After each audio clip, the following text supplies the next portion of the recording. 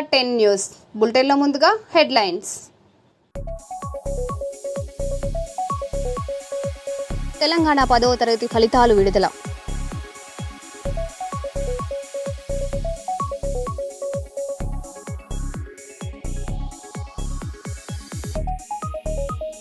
కర్నూలులో visible policing, రాత్రి వేళల్లో కట్టుదిట్టమైన తనిఖీలు.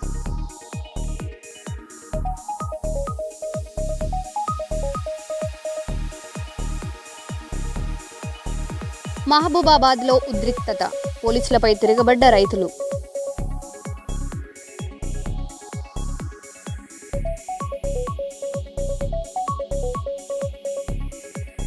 ఎయిర్టెల్ వినూత్న ఆఫర్, సిమ్ తీసుకుంటే లీటర్ పెట్రోల్ ఫ్రీ.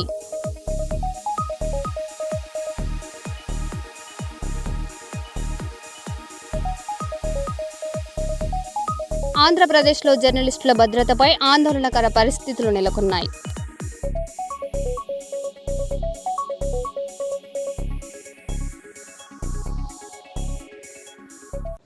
ఇక వివరాల్లోకి వెళ్తే, ధాన్యం కొనుగోళ్లు పారదర్శకంగా నిర్వహించి రైతులకు ఇబ్బందులు లేకుండా చూడాలని మంత్రి పొన్నం ప్రభాకర్ అధికారులను ఆదేశించారు.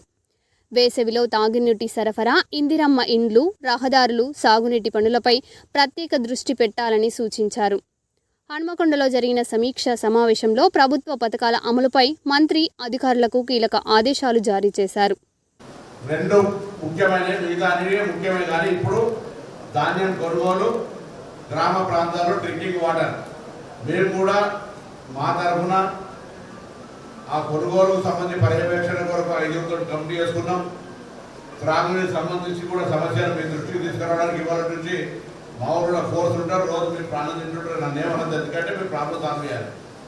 దాని తర్వాత వన సంరక్షణ అంటే చెట్ల నాటే విషయానికి వచ్చినప్పుడు వర్షాకాలం వరకు ప్రిపేర్ అవుతారు.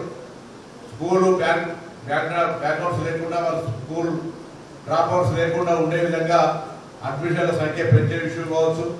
ఆ ఇంజనీరింగ్ కంప్లీట్ చేయడానికి కానీ హెల్త్ క్యాంప్స్ కూడా ఇవన్నీ ప్లాన్ చేయడానికి మేము కూడా కొంత క్షేత్రస్థాయిలో ప్రిపరేషన్ చేస్తున్నాం. But I request all officers, దయచేసి అందరూ కొద్దిగా ఎండాకాలమైనా మార్నింగే వచ్చి మళ్ళీ ఈవినింగ్ పని చేసినా నేనే ఎండ దెబ్బలా మొత్తం ఎండ దెబ్బ తరగతి తిరగట్లేదు. బట్ రెస్పాన్సిబిలిటీ అనేది ఒక కొంత బాధ్యత చేయాలి. నేను వెటర్నరీ కూడా ఇక్కడ కొంత పశు సంపద ఎక్కువ కంపేరిటివ్లీ యువర్ డిస్ట్రిక్ట్ ఏరియా, ఈ మండలం ఎంత మండలం వెంట కొంత ఎక్కువ పశు సంపద ఉంది కాబట్టి దాన్ని కూడా ఇంకా కొంత మనం వాళ్ళు ఇబ్బంది లేకుండా అయితేనే ఇంకా కొంత బిజినెస్ అట్లా చేస్తారు. ఆయిల్ ఫామ్ కూడా కొంత సీరియస్ తీసుకున్నామా. సో ఎన్నిగా అందరికీ మరొకసారి మండల స్థాయిగా 2 అంశాల పట్ల అందరూ కూడా తీవ్రంగా చెరువుల కూడా చూసుకోండి. ధాన్యం కొనుగోలు, త్రాగునీటి సమస్యలు ప్రత్యేకించి ఈ 2 అంశాల పట్ల అతి పెద్దగా శ్రద్ధ తీసుకోవాలని ఈ సందర్భంగా కోరుతాను. Thank you sir.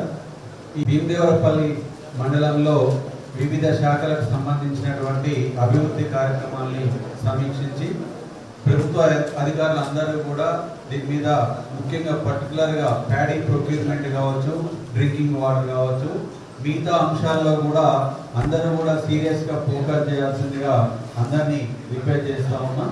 ఈ కార్యక్రమంలో పాల్గొన్నటువంటి గౌరవ మంత్రివర్యులకు, అదేవిధంగా వివిధ శాఖల అధికారులకు, ప్రజాప్రతినిధులకు అందరికి కూడా ధన్యవాదాలు తెలియజేస్తూ ఈ ప్రోగ్రామ్ని క్లోజ్ చేస్తాను. Thank you. తెలంగాణలో 10వ తరగతి ఫలితాలు విడుదలయ్యాయి. ఈసారి మొత్తం 95.15% ఉత్తీర్ణత నమోదయ్యింది. మొత్తం 5,26,000 మంది పరీక్షలు రాయగా 4,97,000 ఉత్తీర్ణులయ్యారు. బాలికలు 96.26%తో బాలుర కంటే మెరుగైన ఫలితాలు సాధించారు. ములుగు జిల్లా టాప్లో నిలవగా హైదరాబాద్ జిల్లా చివరి స్థానంలో నిలిచింది.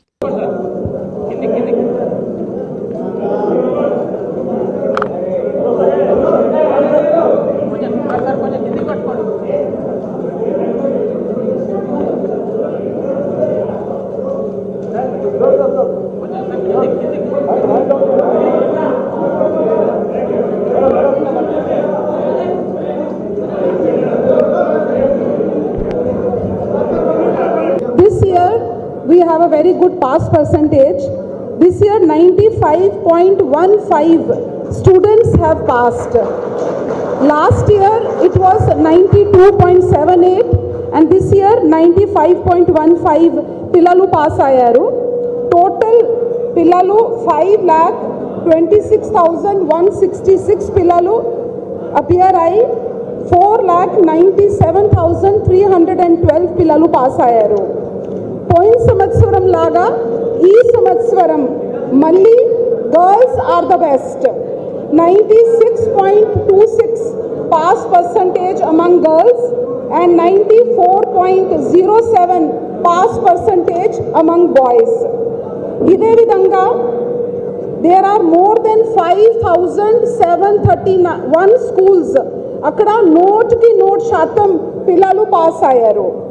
దాంట్లో మాత్రమే ఒక 6 స్కూల్స్ ప్రైవేట్ స్కూల్స్ ఉన్నాయి, అక్కడ ఒక్క పిల్లవాడు కూడా పాస్ కాలేదు. ఇదే విధంగా Mulugu district recorded the highest pass percentage and Hyderabad district with 89.23 the lowest. ఇదే విధంగా social welfare residential school achieved the highest pass percentage of 99.1%. So a big hand to social welfare institutions. ఇదే విధంగా మేము ముందుకు పోతే SSC public examination for private candidates also పోయిన సంవత్సరం 57.22 ఉంటే ఈ కర్నూలు జిల్లాలో ఎస్పీ విక్రాంత్ పాటిల్ ఆదేశాల మేరకు రాత్రి వేళల్లో విస్తృత విజిబుల్ పోలీసింగ్ నిర్వహించారు. అనుమానితుల తనిఖీలు, డ్రంక్ అండ్ డ్రైవ్ చెకింగ్లు, గస్తీ చర్యలతో ప్రజల భద్రతకు కట్టుదిట్టమైన చర్యలు చేపట్టినట్లు పోలీసులు తెలిపారు.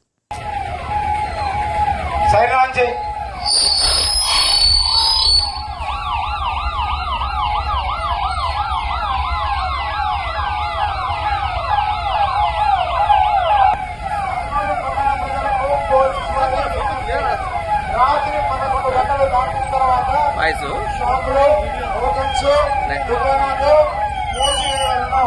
అంటూ మూసివేయగల చట్టరీత్యా నేరముగా పరిగణించబడను.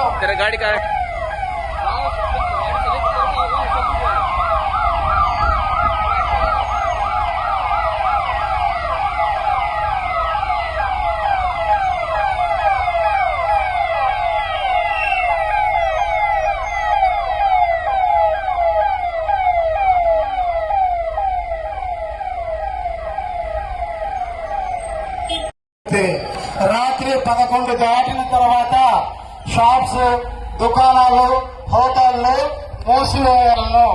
అట్లు తెరిచిన వల్ల చట్టరీత్యా నేరముగా పరిగణించబడుతుంది. మీ భద్రతే మా బాధ్యత. దయచేసి పోలీసు వారికి సహకరించవలసిందిగా పోలీసు వారికి విజ్ఞప్తి. సైరాన్ జై.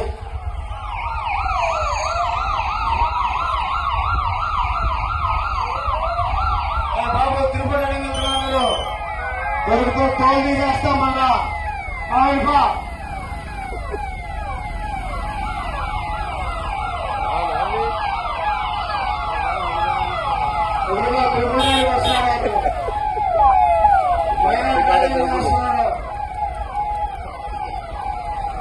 కరీంనగర్ జిల్లాలో హృదయ విరాధక ఘటన చోటు చేసుకుంది. భార్యాభర్తల విభేదాలతో కన్న బిడ్డలను పోలీస్ స్టేషన్లో వదిలి తల్లిదండ్రులు వెళ్లిపోయారు. ఎల్ఎండి పోలీస్ స్టేషన్లో చిన్నారులు బిక్కుమంటూ గడపగా పోలీసులు నానమ్మను పిలిపించి పిల్లలను అప్పగించారు. ఈ ఘటన స్థానికంగా కలకలం రేపింది.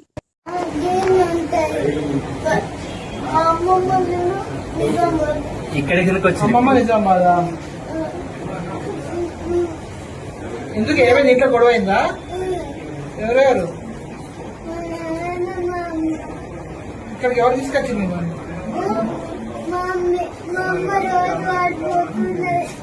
మమ్మీయా? రోజు పడిపోతుందా? ఎందుకు? టీడీపీ నూతన కార్యవర్గ ప్రమాణ స్వీకారం సీఎం చంద్రబాబు చేతుల మీదుగా ఘనంగా జరిగింది. పోలిట్ బ్యూరో, జాతీయ రాష్ట్ర కమిటీలతో ప్రమాణం చేయించారు. పార్టీ వర్కింగ్ ప్రెసిడెంట్గా నారా లోకేష్ బాధ్యతలు స్వీకరించారు. సీనియర్లు, జూనియర్ల కలయికలతో కొత్త కమిటీలను ప్రకటించిన టీడీపీ హైకమాండ్ కార్యకర్తలకు పెద్దపీట వేసిందని నేతలు తెలిపారు. తెలుగుదేశం పార్టీ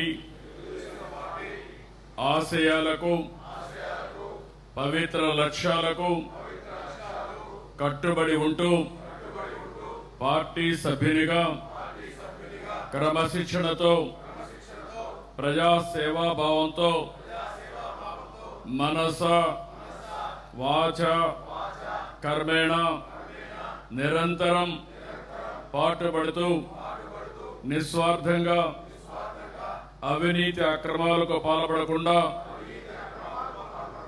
దీక్షాదర్శితులతో అంకిత భావంతో తెలుగుదేశం ప్రతిష్టను ప్రతిపత్తిని పరిరక్షించేందుకు ఎల్లప్పుడూ కృషి చేస్తూ పార్టీ మరియు ప్రజలు నాపై ఉంచిన విశ్వాసాన్ని వమ్ము చేయకుండా నిత్య చైతన్యంతో పార్టీకి ఉజ్వల భవిష్యత్తు కల్పించేందుకై నా వంతు కర్తవ్యాన్ని విధులను బాధ్యతాయుతంగా నిర్వహించగలనని ప్రమాణం చేస్తున్నాను.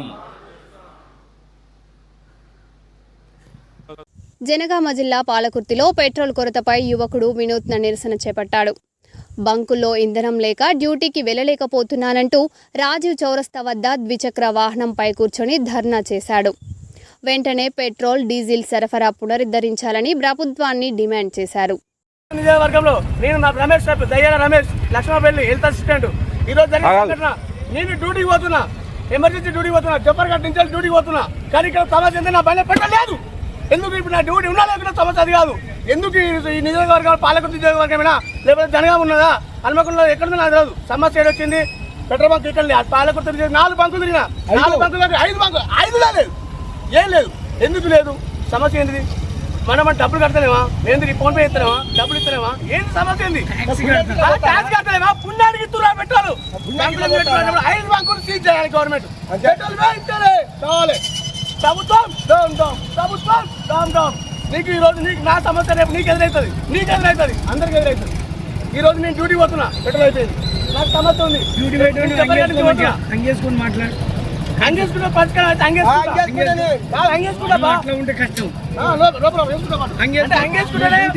అంగేసుకుంటేనే సమస్య పరిష్కారం అయితే. అంటే డ్యూటీ ఉన్నాడు కాదు కదా, డ్యూటీ లేని ఆల్రెడీ కాదు అది. అరే డ్యూటీ నేను మంచి లైన్ మీద ఉన్నావు. నేను నా 50 రూపాయలు వచ్చుకో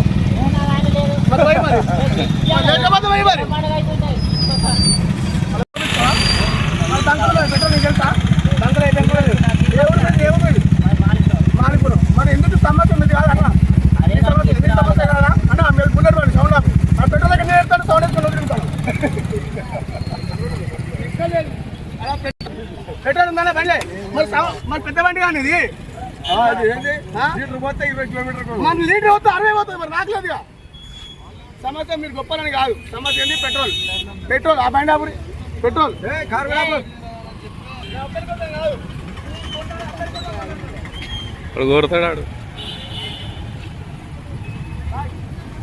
భద్రాద్రి కొత్తగూడెం జిల్లాలో పెట్రోల్ కొరతను అదునుగా చేసుకొని ఎయిర్టెల్ వినూత్న ఆఫర్ ప్రకటించింది.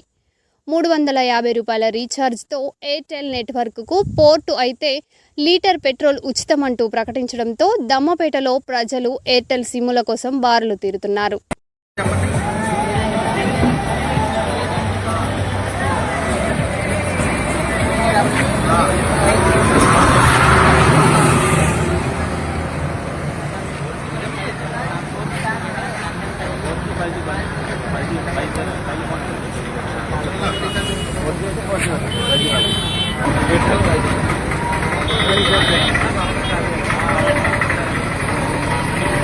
హయాత్ నగర్, కుంట్లూరులో ఉద్రిక్త పరిస్థితులు నెలకొన్నాయి. ప్రజయ్ గుల్మాహార్ గేటెడ్ కమ్యూనిటీలో కూల్చివేతలకు వెళ్లిన హైడ్రా అధికారులను కాలనీవాసులు అడ్డుకున్నారు. బుల్డోజర్లతో చేరుకున్న అధికారులతో వాగ్వాదం కొనసాగుతుండగా భారీగా పోలీసులు మోహరించి పరిస్థితిని అదుపులో ఉంచుతున్నారు.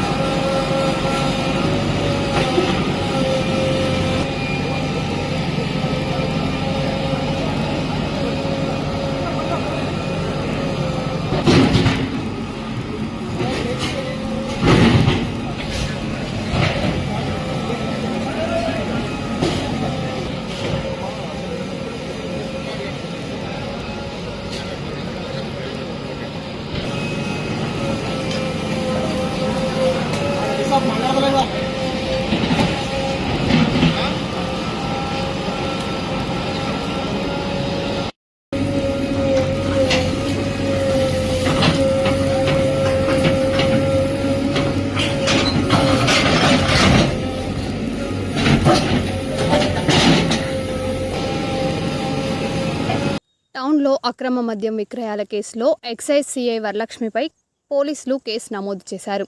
సీజ్ చేసిన మద్యం బాటిళ్లను అక్రమంగా విక్రయించినట్లు విచారణలో తేలగా నిందితుడి వాగ్మూలంతో కేసు నమోదు చేసి దర్యాప్తు కొనసాగిస్తున్నారు.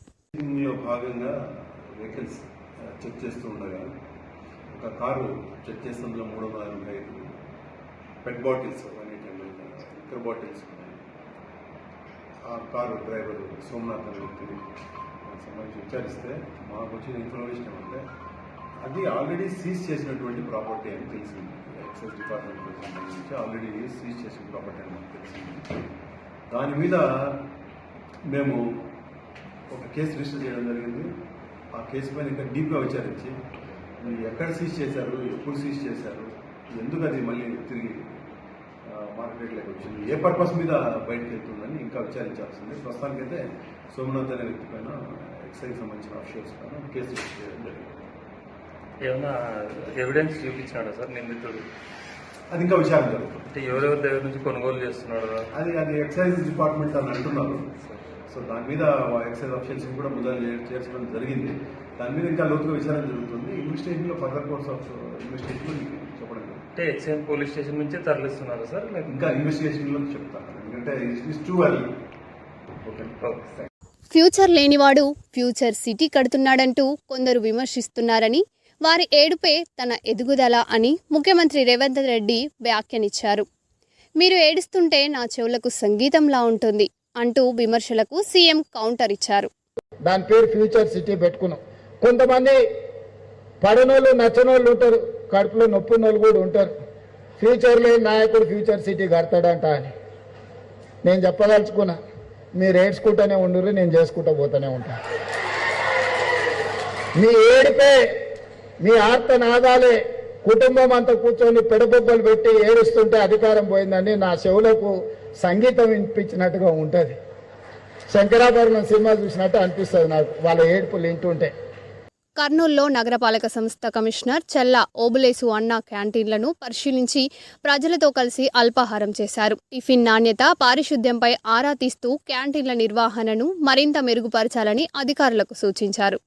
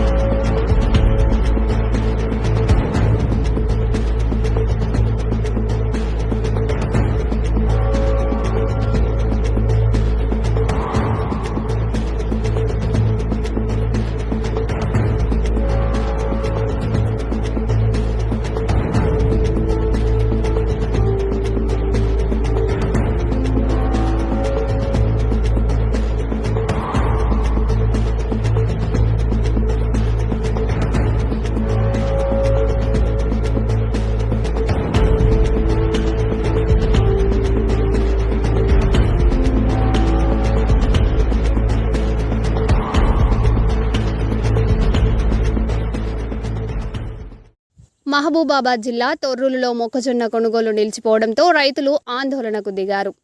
నెల రోజులుగా ఎండలో పడిగాపులు కాస్తున్నామని రైతులు ఆవేదన వ్యక్తం చేస్తుండగా కేసులు పెడతామంటూ పోలీసులు బెదిరిస్తున్నారంటూ ఆగ్రహం వ్యక్తం చేశారు.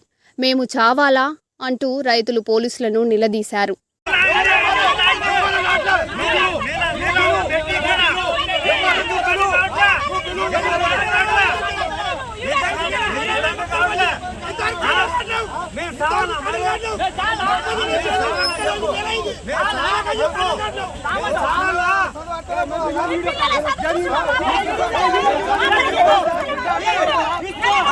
మేము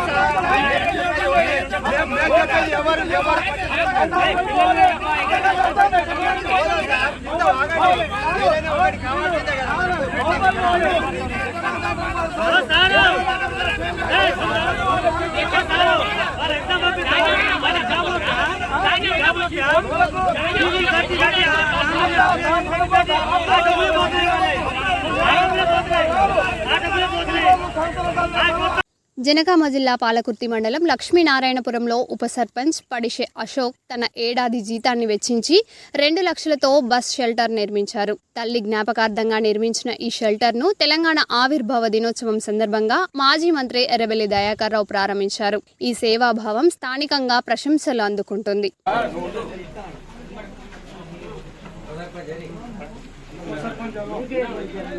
బస్ సెంటర్ మాజీ మంత్రి గారి చేతుల మీదుగా ప్రారంభోత్సవం.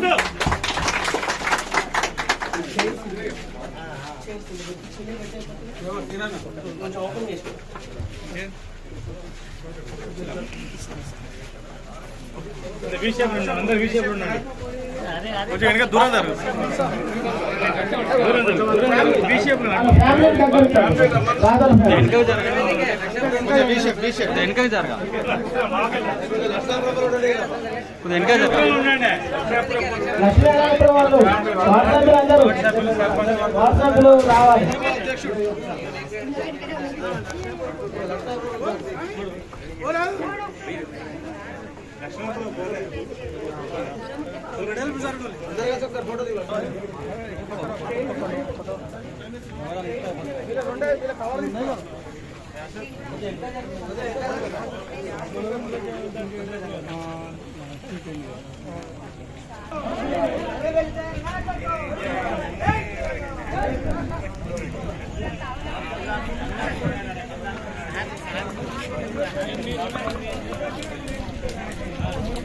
నాగూర్ కర్నూలు జిల్లాలో ఉరుములు మెరుపులతో కూడిన అకాల వర్షం కురిసింది. మార్కెట్ యార్డులో నిల్వ ఉన్న మొక్కజొన్న ధాన్యం తడిసి రైతులు నష్టపోయారు. ప్రభుత్వం సకాలంలో పంట కొనుగోలు చేయకపోవడం వల్లే ఈ పరిస్థితి వచ్చిందని రైతులు ఆవేదన వ్యక్తం చేస్తున్నారు. తడిసిన పంటను ప్రభుత్వమే కొనుగోలు చేయాలని రైతులు డిమాండ్ చేస్తున్నారు.